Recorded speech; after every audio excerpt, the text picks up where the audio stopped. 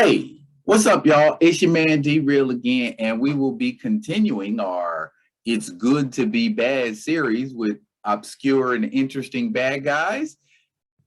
Today, we're going to talk about the Rocket Racer. Be real with D Real.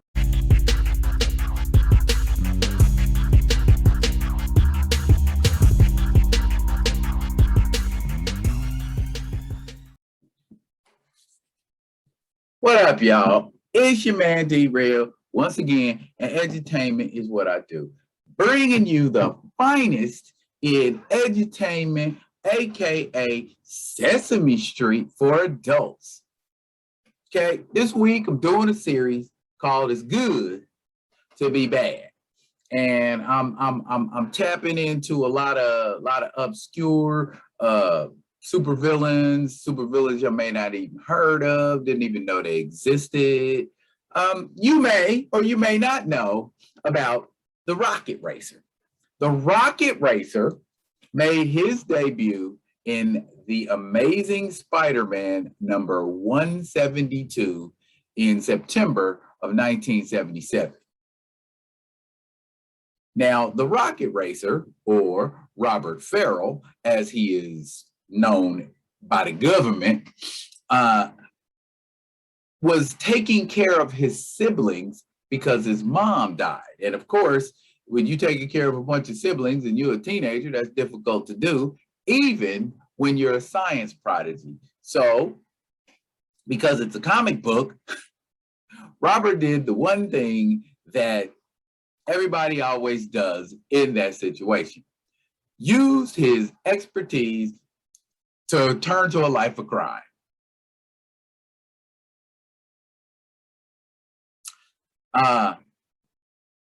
Skateboard motif.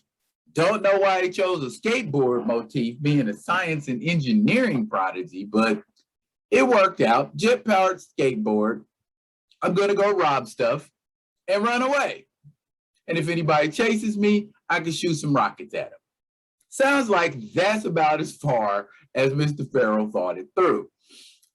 He made himself a costume that was resistant to traveling at high speeds and impacts.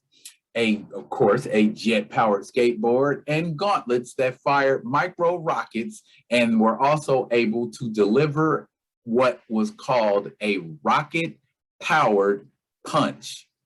I don't know how weak or strong a rocket-powered punch is, but if a RPG is any indication, if you could hit somebody with some force like that, then you are doing some damage. Dubbed himself the Rocket Racer, appropriately enough, and embarked on a life of crime until he ran afoul of Spider-Man. He got put in jail for the first time, and he got out, didn't learn his lesson, and decided to go to the Tinkerer. For those of you who don't know who the Tinkerer is, the Tinkerer is a criminal guy who will either A, soup up your equipment for a fee, or provide you with some equipment for a fee that you can either work off doing crimes or pay him up front, however. And this is what Mr. Farrell did. He got his current equipment souped up to the point to where his jet-powered skateboard would travel up vertical surfaces. This probably made Mr. Farrell a little more formidable opponent when dealing with somebody like Spider-Man, but he was hired by a businessman named Jackson Will to steal some paperwork that was incriminating to him and his business. Instead of giving that paperwork to Mr. Will, Robert decided to use that paperwork to blackmail this guy. Black guy, blackmail, cliche. Anyway, this Jackson Will guy ends up going to the Tinkerer himself and getting some equipment made, an actual big wheel.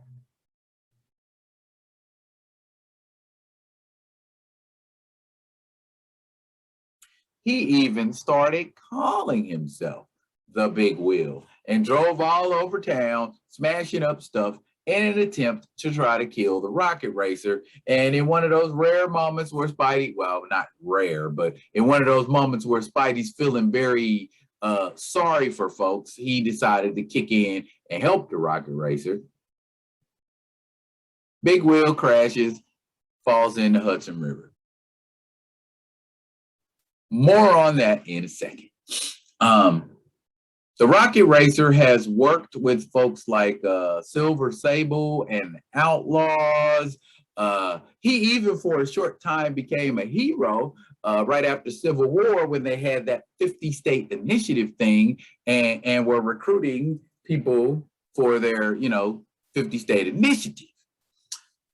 For also a short time, a gentleman by the name of Harry Sleeman, Sleazy, who went by the name Troy, befriended and then later betrayed Farrell to steal his equipment, and he became the rocket racer for a short while, but apparently not a very good one because he got knocked out by a door.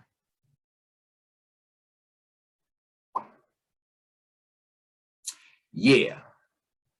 Perhaps one of the coolest storylines that the Rocket Racer was involved with has got to be Modox 11.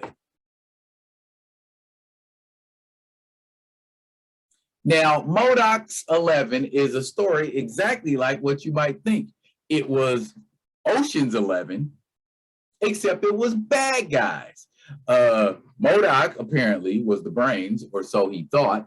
Then he had Nightshade as his genetics expert, the Living Laser for his experience with photons, Puma for his acrobatic abilities, Mentallo, of course, for his telepathy, the Armadillo for his digging abilities, the Spot for his ability to teleport, the Chameleon for disguise, but it turned out that wasn't the Chameleon. It turned out to be an ultra adaptoid.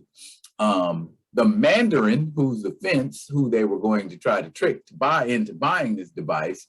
And then Monica Rappaccini rounds out the group.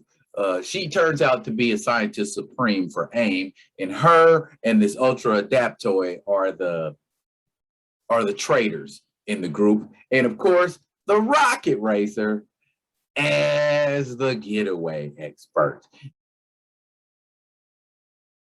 Now, the Rocket Racer ends up salvaging the big wheel and uses that for added speed to try to escape when they need to escape. I'm not going to tell y'all a whole bunch about this story, but just let you know, it came out around 2006. I think it was like a 5 or 6 issue limited series. It's called Super Villain Team Up, Modox 11. Modox 11. Check it out. Well worth your time. So, that's all the news is fit to print about the Rocket Racer. Well, really, it's not. There's more.